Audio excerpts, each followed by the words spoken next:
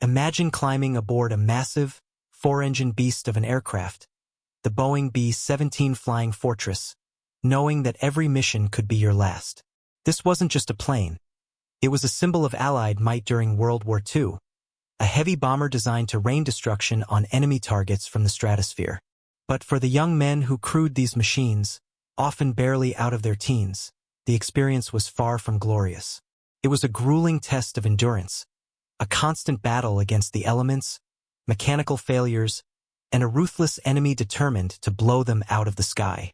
Flying in a B-17 meant facing sub-zero temperatures that could freeze your blood, oxygen deprivation that could kill in minutes, and a hail of flak and fighter fire that turned the heavens into a deadly gauntlet.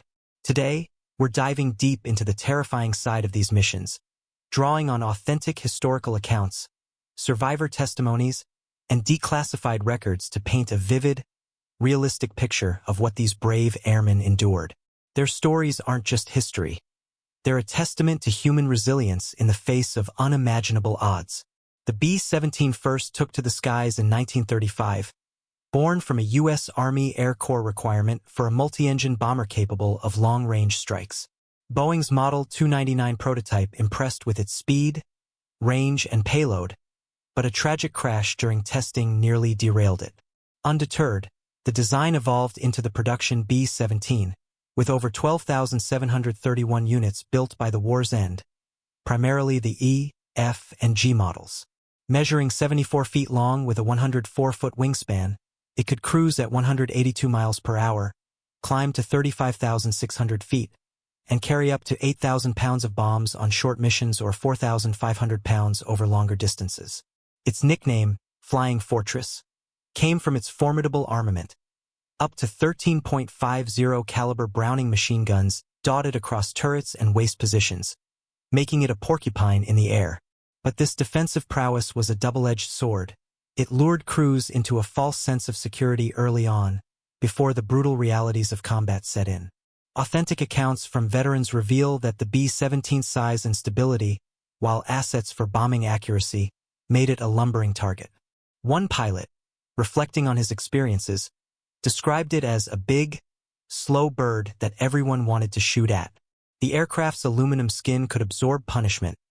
Stories abound of B-17s returning with massive holes, missing engines, or even severed tails. But for the crew inside, every hit was a lottery of life and death. Statistically, the odds were grim. Out of roughly 291,000 U.S. Army Air Force's aircrew, over 52,000 were killed, a staggering 18% casualty rate. For B-17 crews in the 8th Air Force, the average life expectancy hovered around 11 missions in late 1943, during the height of unescorted raids. To complete the required 25 missions, later raised to 30 or 35, was a miracle. Many didn't make it past 5. Let's start with the crew themselves, the heart of this flying machine. A standard B-17 carried 10 men, each with a specific role that demanded precision under pressure. The pilot and co-pilot sat in the cramped cockpit, wrestling with controls that required constant vigilance to keep the heavy bomber steady. They were officers, often the oldest at around 25, responsible for the lives of everyone aboard. Behind them, the flight engineer doubled as the top turret gunner, monitoring the 4 Wright R-1820 Cyclone engines, each churning out 1,200 horsepower, and manning the .50 calories against overhead attacks. The navigator plotted courses using stars, dead reckoning, and primitive radar, while the bombardier hunched in the glass nose, aligning the Norden bombsight for pinpoint drops. Further back, the radio operator handled communications, often firing a gun from his dorsal position. Then came the gunners. 2 at the waist windows, 1 in the tail, and the most infamous, the ball turret gunner curled up in a spherical pod dangling from the belly. These enlisted men, many fresh from farms or city streets, averaged 20 to 22 years old. Their bulky gear, heated suits, oxygen masks, flak vests, helmets, and parachute harnesses, made movement a chore in the narrow fuselage. Camaraderie was key. Crews trained together, bonded like brothers, and shared the terror. One veteran recalled, "We were a family up there, but families die together too." But before facing the enemy, the environment itself was a silent killer. The B-17 wasn't pressurized, unlike modern jets, so at cruising altitudes of 25,000 to 30,000 feet, the thin air meant hypoxia, a lack of oxygen that could cause dizziness, unconsciousness, or death in minutes. Crews relied on cumbersome oxygen masks connected to the plane system, but lines could freeze, kink, or get shot out. A survivor from the 95th Bomb Group described a comrade who removed his mask briefly to vomit, only to pass out. Quick intervention saved him, but many weren't so lucky. Temperatures plummeted to minus 60 degrees Fahrenheit, minus 51 degrees Celsius, turning the unheated cabin into an icebox. Electrically heated flying suits provided some relief, but malfunctions were common. Touching bare metal with ungloved hands meant instant frostbite, skin ripping off like paper. Gunners clearing jammed guns often lost fingers to the cold, and wounds froze solid, sometimes stemming blood loss but complicating treatment. These conditions weren't abstract. They were daily realities. Missions lasted 6 to 10 hours, with crews bundled like Arctic explorers, yet still shivering. The roar of engines drowned out conversation, vibration rattled bones, and the constant hum of fear kept nerves frayed. Add to that the psychological toll. Knowing that 20% of B-17 crews wouldn't survive their tour, with rates 50 times higher than European infantry. One airman wrote in his diary, "Up here, you're alone with God and the devil. Cold as hell, hot as fire when the shooting starts. Even getting airborne was perilous." B-17s flew in tight combat box formations, staggered groups of 18 to 21 planes, to maximize mutual defense, overlapping their guns into a wall of lead. But assembling these boxes over England was chaos. Planes took off every 30 seconds in fog or rain, climbing through clouds where visibility was zero. Collisions were rampant. During training alone, over 2,800 airmen died in accidents. Veterans called it the hardest part: dodging props wash, maintaining position without radar aids. One B-17 pilot recounted a near miss. "We clipped wings with another fort. Paint scraped, but we held." Others weren't so fortunate. Once formed, the box lumbered toward Europe at 150 to 200 miles per hour, a sitting duck for radar-guided interceptors. And then came the enemy. German defenses were a nightmare of coordination and lethality. Radar stations like Freya and Würzburg spotted formations miles away, vectoring fighters, Messerschmitt Bf-109s and Focke-Wulf FW-190s into attack.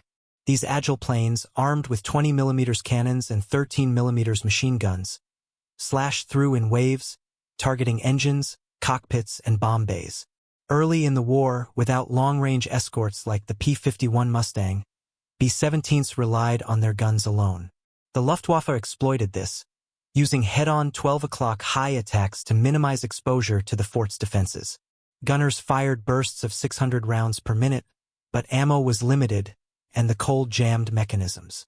Fighters weren't the only threat. Flak, anti-aircraft fire from 88mm guns, was often more feared.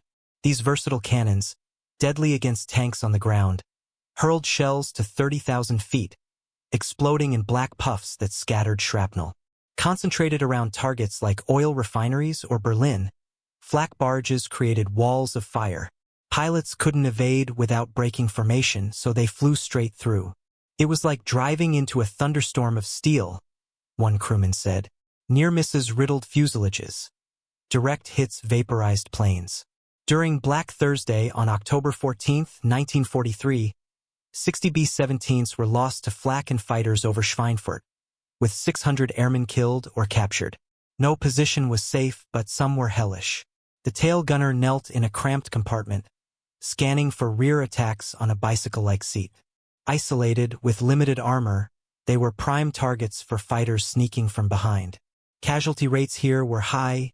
Tail gunners had a life expectancy of just 5 missions across bombers. Waist gunners stood at open windows, exposed to minus 50 degrees Fahrenheit winds and shrapnel. No seat for hours-long missions. Stats show they suffered the most casualties overall, due to their vulnerable spots. The top turret gunner, perched behind the cockpit, had a 360-degree view but was a silhouetted target. But nothing matched the ball turret's horror. This plexiglass sphere, armed with twin .50s, hung like a blister under the plane. The gunner, usually the shortest crewman, curled fetal inside, knees to chin, for hours. Claustrophobic and isolated. Escape required rotating the turret to align with the hatch, needing hydraulics. If power failed, they were trapped. Parachutes stayed inside the plane, no room. In belly landings, the turret crushed the occupant.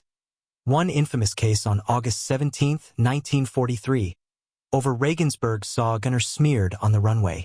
Poet Randall Jarrell captured it. From my mother's sleep I fell into the state, and I hunched in its belly till my wet fur froze. Contrary to myth, ball turret deaths weren't disproportionately high, only 0.172% casualty rate per mission, but the psychological terror was unmatched. Forward positions like bombardier and navigator faced head-on fire, with the glass nose offering little protection. Pilots and co-pilots dealt with controls freezing or failing under damage. When hit, chaos ensued. A flak burst might puncture fuel tanks, igniting fires, or shred hydraulics. Crews assessed quickly. Feather damaged engines, dump bombs, head for home. If doomed, the pilot rang the bailout bell. Exits were hatches or bomb bays. Wounded helped first. Parachuting over Germany meant POW camps or worse, execution if mistaken for spies. Over water, survival depended on dinghies and rescue. Many drowned or froze. Real stories bring this to life. The All-American of the 414th Bomb Squadron, on February 1, 1943, collided mid-air with a Bf-109 over Tunisia. The fighter's wing sliced the tail nearly off, but pilot Lieutenant Kendrick Bragg nursed it 70 miles back, landing safely.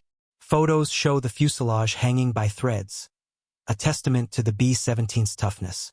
Another miracle, Ye Old Pub of the 379th Bomb Group, crippled over Bremen on December 20, 1943.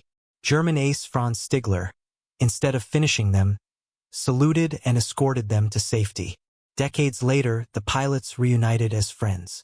The Memphis Belle, perhaps the most famous, completed 25 missions in 1943, her crew enduring flak holes and fighter swarms. Captain Robert Morgan described one raid, "Flak so thick you could walk on it." Tragedies abound too.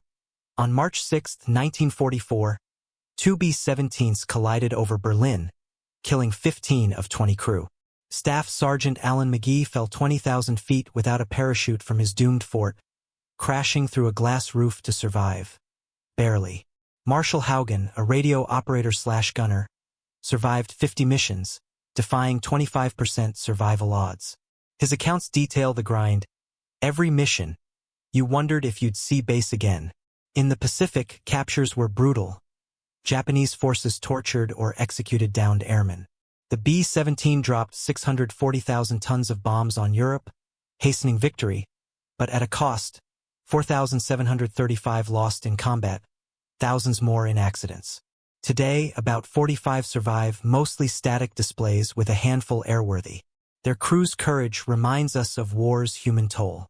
As one veteran put it, "We flew through hell and back, if we were lucky."